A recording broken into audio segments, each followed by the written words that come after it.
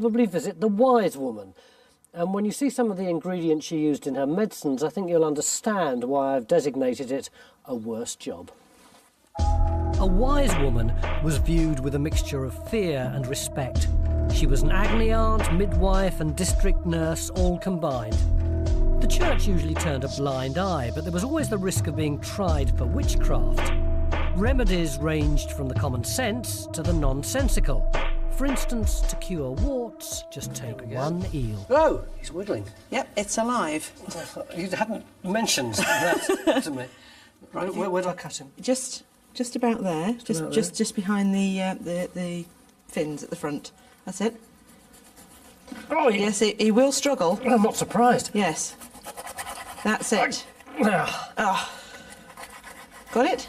Yes, done it. Wonderful. So right. Which bit do we want? Now, it's this bit here, yeah. OK? And the idea is that to use it as a wart cure, yeah. you have to then rub it on the wart, yeah. Oops, on the affected area, yeah. thusly. Yeah. And then, obviously, once you've done that, you then take this out and you bury it, and then as this rots away, your wart will disappear, sir. Does it work? Apparently so. Apparently so. Why have we got a load of worms and bits of string? Well, apparently this is quackery medicine at its best. If you go to a physician who isn't properly trained, yeah. then what would happen is if you had a sore throat, they would suggest, depending on the severity of the sore throat, whether or not you would have 1, 2, 10 or even 20 worms on a cord tied around your neck, alive as these are. And then the idea was that when these died and stopped wriggling, your sore throat would be cured. So I just put them on like this? Yeah, that's right. And they're supposed to go to next to your skin, so they go inside your shirt. Right, you hold that. OK. Here we go. They're rather cold and clammy, I'm afraid. Are we in? Oh, I've got it in his mouth. Sorry. Well, that's always one of the dangers. Yeah. OK. And then we basically just tie it off. And then, obviously... Wise woman, have you noticed that the head of this eel is still wriggling as we speak? Yes, they are notoriously difficult to dispatch. Does that mean my wart's getting smaller, do you think? No, it's when it has to rot away, so it's going to take some time, I'm afraid. I think my sore throat's better. Right, we shall take this off then, sir. Oh. Wise women tended to be paid by barter. So they'd have traded their cures in return for a service like having a roof fixed or a supply of food. This was medicine for the poor. But natural herbs and ingredients often had genuine healing properties. What other cures have you got? Well, we have nettles. Nettles are particularly good for arthritic-y joints. And the idea is that you actually whack the joint with the nettles. And obviously the stinging of the nettles stimulates blood flow. But the problem is that you also have the sting of the nettle. Yeah. Now, to counteract the sting of the nettle, what you do is you bruise nettle tips, and I have some here, and you basically just keep squishing them like that. And because you've bruised them, it's quite safe to pick them up, and then you rub that on the back of the joint. It takes away the pain from the sting. That really works? It does work. Come on then, give us a sting. Oh, right, OK. OK? Yeah. Oh, blimey, a sting, not 19. OK, now is that stinging? Yes, it's stinging. Right, OK, OK, right. You have to rub it quite vigorously. That really hurt you. Yeah, I'm sorry, I do apologise. OK. All round there, yeah. So you won't be troubled with arthritic-y joints this weekend. You might if this doesn't work. How's that feeling? My hand still stings like hell. Oh, right. Well, in that case, I think a pick-me-up is called for. Oh, I have a pick-me-up. OK. Well, I have some by the fire, yep. Which is bubbling away quite nicely. And it's worm stew. It is worm stew? Worm stew. How do you make it? Well, basically, take your fresh wormes, which we have in the pot there. I've already started to cook some of them down. We've mixed in bread, a selection of herbs, some water and some butter.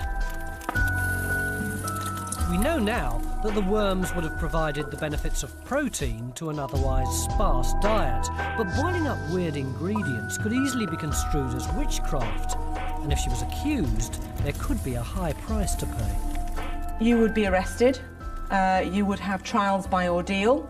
You would possibly have an open grate with an iron bar in and be made to pick it up and walk across a room and set it down without dropping it.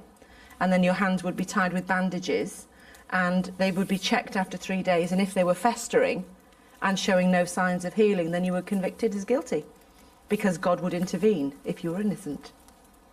I think your soup's bubbling. It's not burning, is it? No. It's fine. I should think it's probably ready by now. It looks a bit black, but that's how it's supposed to look. There you go. Have a try of that. Oh, there's some little lumps in it. That's the worms. It's supposed to look like that. It's quite hot as well. Go on. You'll feel wonderful after it.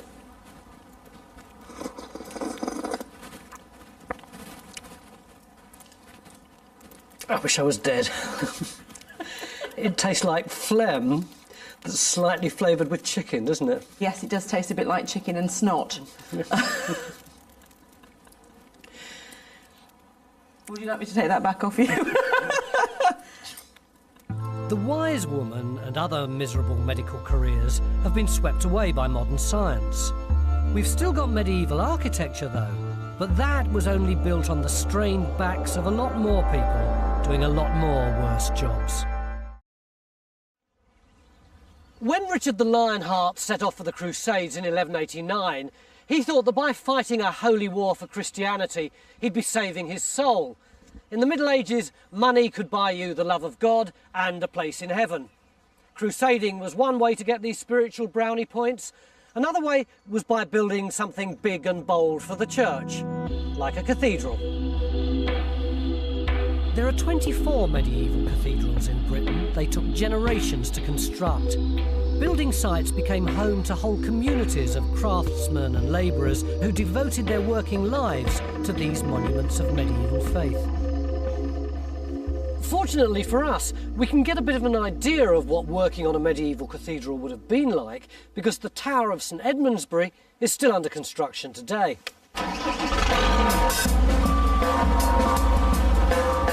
Here in 21st century Bury St Edmunds, there's plenty of mechanised help. 700 years ago, everything was done by hand, or rather by thousands of hands. Building a cathedral in a city was like bringing a new car plant to an area today. It provided hundreds of jobs, high and low. But even prestigious workers like stonemasons had it tough. Before they even started building, they had the hellish tasks of quarrying and carting the raw stone to the building site.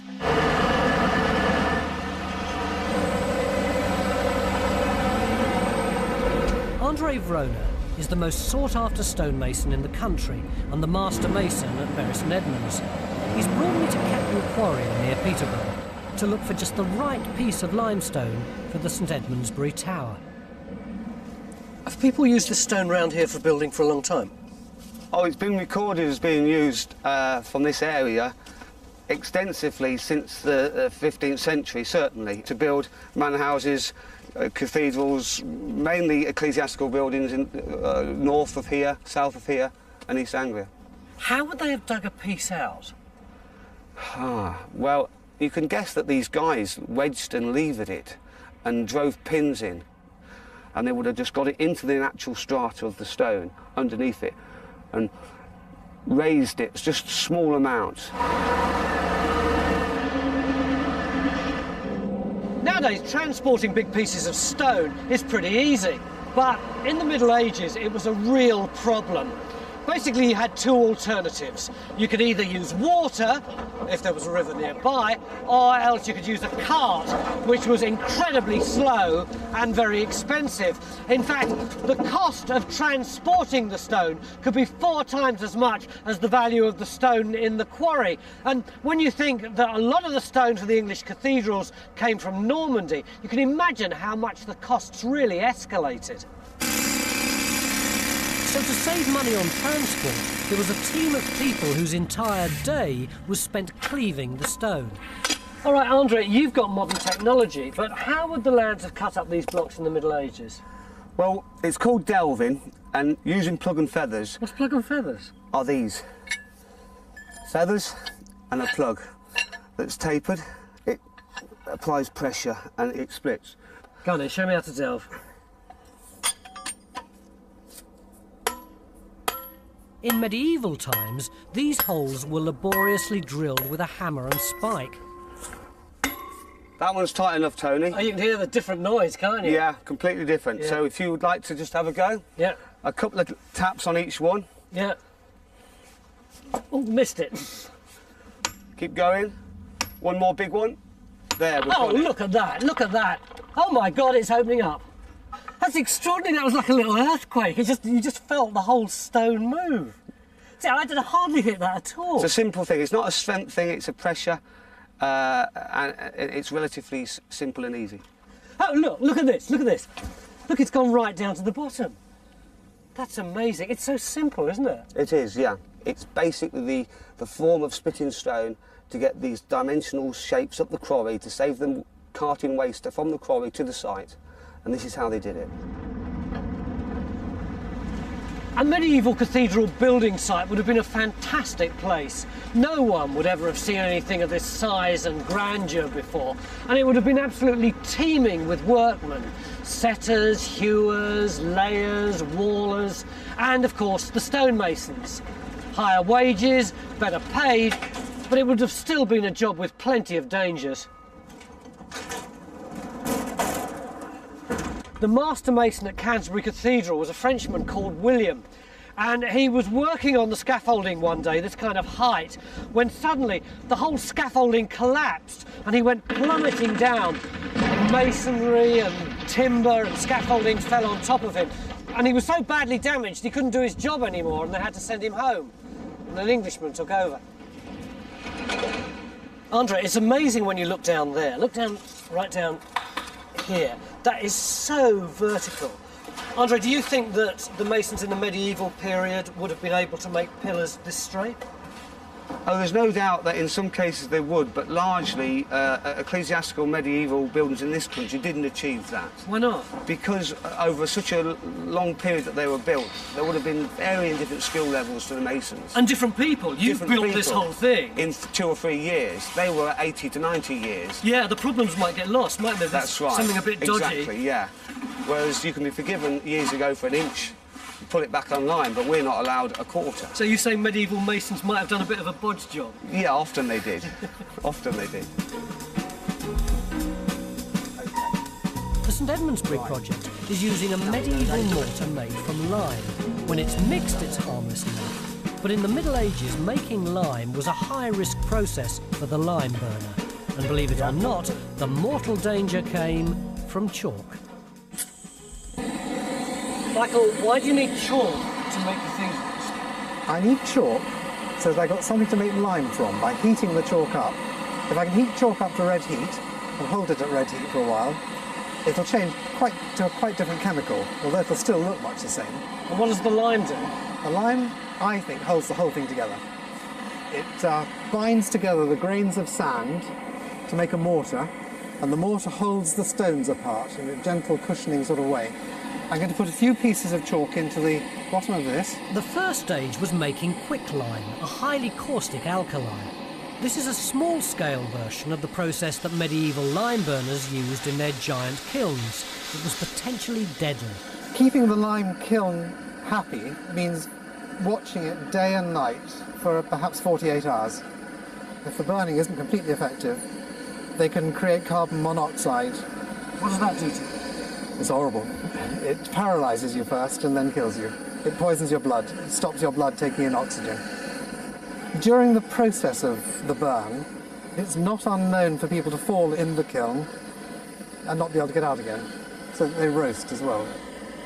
Driving off the oxygen in the kilns was dangerous enough. That was only half the job. The resulting quicklime was added to water to make slaked lime used for making mortar. And it was a very risky business. Okay. I'll try and show you that on a slightly bigger scale. I brought along some lumps of quicklime. Very dangerous stuff. Why I'm wearing gloves, because they'll eat through my hands in no time at all. I'm going to try a Roman technique to imitate the sort of lime that we're using on the site. What, like this? In this powder form. This powder form of lime is much, much safer than quicklime.